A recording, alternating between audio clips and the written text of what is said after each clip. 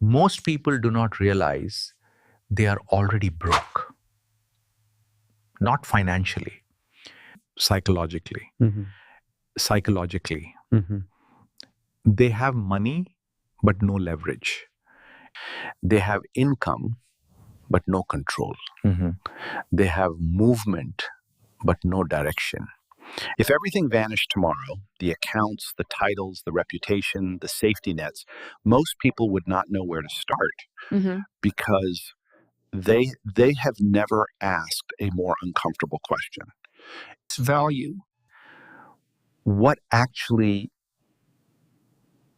creates That question is unsettling because it exposes how fragile most success really is. Strip away the structures and what remains is often borrowed confidence, rented status, and habits that only work inside familiar systems. When those systems disappear, so does the sense of competence. That is why the idea of losing everything feels like annihilation rather than reset. It reveals how little is truly owned. The unsettling part is not the loss. It is the realization that what was believed to be owned was never transferable. The skills did not travel. The leverage did not persist. The thinking did not compound. It only functioned inside a narrow context that is now gone. Imagine waking up with no money, no audience, no network, no reputation. Not as a dramatic fantasy, but as a clean thought experiment. No one knows who you are. No one is waiting for you. Nothing is owed to you. What do you do first? Most people would reach for the nearest job. That instinct reveals the first trap. They would sell time immediately because time is the only asset they believe still works. They would trade hours for survival and call it responsibility. It feels safe because it is familiar, but it quietly locks them back into the same dependency that made the loss so terrifying in the first place. The deeper mistake is not choosing work. It is choosing work that cannot scale beyond the body. When time is the only input, output is capped. That cap is not moral or political, it is mathematical. A day only has so many hours. Energy declines. Attention fractures. Time-based income feels honest, but it never compounds. It resets every morning. If everything were lost, the first move would not be to work harder. It would be to stop and ask a more precise question. What can be built once and reused many times without proportional effort? This question sounds abstract until it is grounded in reality. Consider two people starting from zero. One spends every day performing a service directly tied to their presence. When they stop, income stops.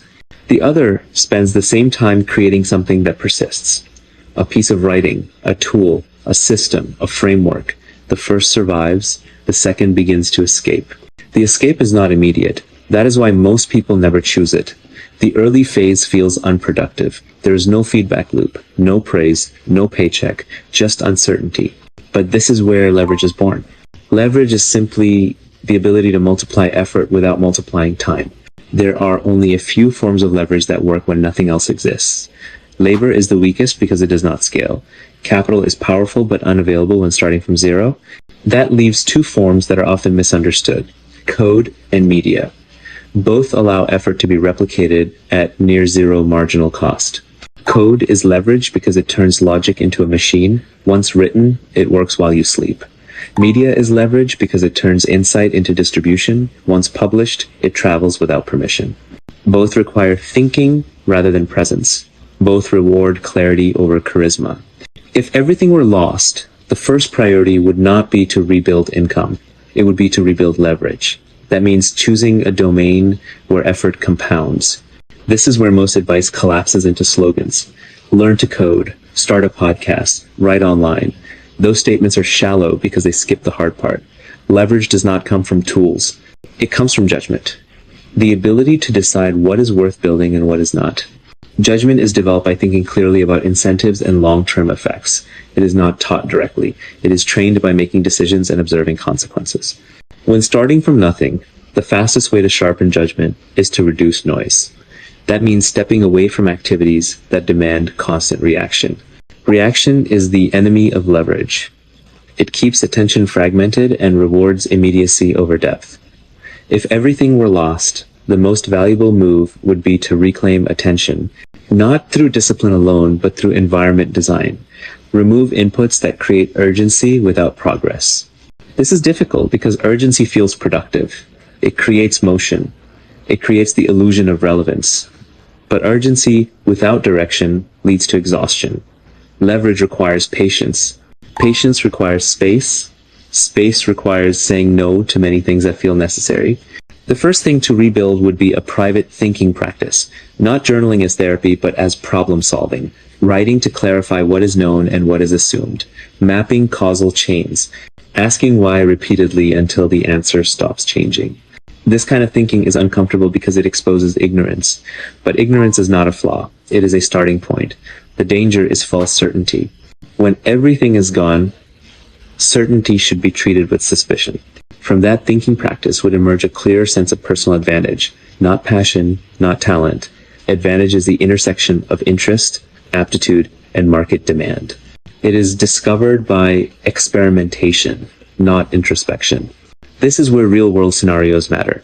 Imagine someone with no money but a strong curiosity about how systems work.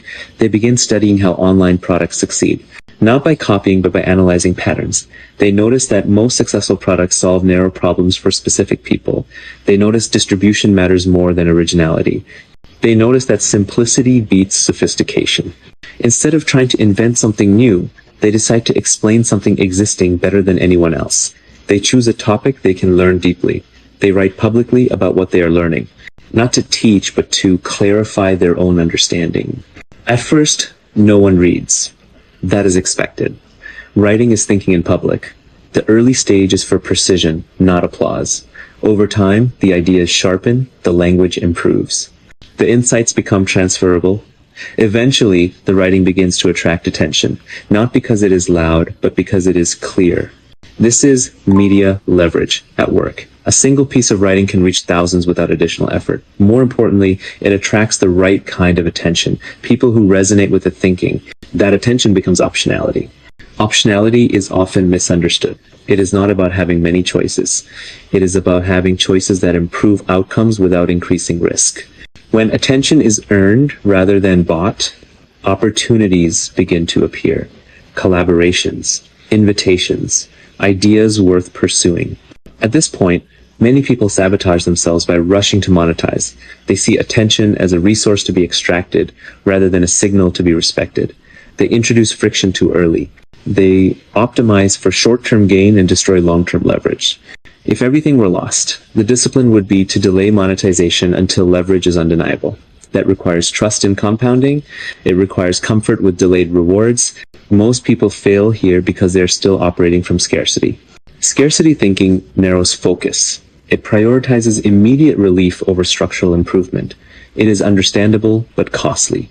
The way out is not positive thinking but accurate thinking. Understanding that a small amount of leverage applied consistently beats frantic effort. Consider code leverage. Someone with no money but access to a computer can build tools that solve problems. Not grand platforms, but simple utilities. A script that automates a task, a website that aggregates information, a calculator that simplifies decisions. The key is not complexity but usefulness. Useful things spread. They are shared because they reduce friction. Each use is a vote of confidence. Over time, usage compounds. Improvements are guided by feedback rather than speculation. Code has a unique property. It enforces precision. Ambiguity breaks it. That discipline sharpens thinking. It also creates asymmetric outcomes. A small team or individual can create value disproportionate to their size. This is why code and media often intersect. Code builds the thing. Media explains the thing. Together, they create a flywheel. The explanation attracts users. Users provide feedback. Feedback improves the product. Improvement attracts more users. None of this requires capital at the beginning. It requires time, focus, and judgment. Time is available when distractions are removed. Focus is available when priorities are clear. Judgment is developed through iteration.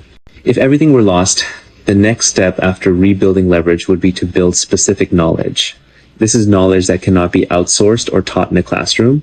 It is earned through experience. It is contextual. It is rare because it takes time. Specific knowledge lives at the edge of disciplines. It is the combination of skills that are individually common but collectively uncommon. For example, understanding both technology and human behavior, or finance and psychology, or storytelling and analysis. This kind of knowledge compounds because it becomes a lens. It changes how problems are seen. It allows patterns to be recognized before others notice them. It is hard to copy because it is not documented. It exists in the mind. Developing specific knowledge requires curiosity without immediate reward. It requires following questions rather than credentials. It often looks unproductive from the outside. That is why it is undervalued. Imagine someone starting from zero who decides to study how attention works online. They read widely, they test ideas, they publish observations. Over time, they develop an intuition for what resonates and why. That intuition becomes valuable, not because it is mystical, but because it is grounded in data and reflection. This person can then apply that intuition to different domains: products, education, communication, the knowledge transfers. That is leverage at the level of thinking. Most people chase tactics. They ask what to do. Few ask how to see. Seeing correctly is more powerful than doing quickly. If everything were lost, the priority would be to rebuild the ability to see clearly. This requires detaching identity from outcomes. When identity is tied to success, failure feels personal. That makes experimentation risky. When identity is tied to learning, failure becomes information. The long-term thinkers operate this way. They run experiments with asymmetric upside, small bets with limited downside. They observe results and adjust. Over time, the wins compound. This is where capital eventually enters. Not as a starting point, but as an amplifier. Capital without judgment is noise. Capital with judgment is leverage. When starting from nothing, the focus should be on earning judgment first. Once judgment is reliable, opportunities become obvious. Not because they are hidden, but because others are distracted. The world is full of value creation waiting to be noticed, but noticing requires attention. The modern environment is hostile to attention. It is designed to fragment it. Rebuilding leverage requires intentional resistance, not through willpower, but through structure, designing days around deep work, protecting mornings for thinking, using tools deliberately rather than reflexively. This is not asceticism. It is pragmatism. Attention is the input to everything else. Without it, nothing compounds. If everything were lost, the final piece to rebuild would be character. Not as morality, but as reliability. The ability to do what was decided even when no one is watching. This is what allows long-term projects to survive boredom. Character is not fixed. It is trained through small promises kept, through consistent routines, through honesty with oneself. It becomes leverage because it reduces internal friction. Less energy is wasted on negotiation with the self. When leverage, specific knowledge, attention, and character align, rebuilding becomes inevitable. Not fast, not dramatic, but durable. At that point, money becomes a side effect rather than a goal. It arrives because value is being created at scale. It is stored leverage. It provides optionality but does not define identity. This perspective changes how loss is viewed.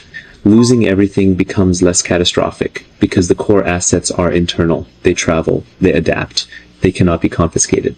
This is why the question of what to do first matters so much. It reveals whether success was built on external scaffolding or internal systems. One collapses under stress, the other regenerates. The uncomfortable truth is that most people would rebuild the same fragile structure again. They would chase income before leverage. They would optimize for comfort over clarity. They would repeat patterns because they never examined them. The alternative is harder but simpler. Build leverage. Build specific knowledge. Protect attention. Develop judgment. Let compounding do the rest. This is not a formula. It is a way of thinking. It does not guarantee outcomes. It increases probabilities. Over decades, probabilities mattered more than plans. The final insight is quiet. If everything were lost, the loss would not be the end. It would be the removal of noise, the chance to rebuild on first principles, to choose differently. And if this way of thinking resonates, it is worth continuing to explore ideas that reward patience and compound over time.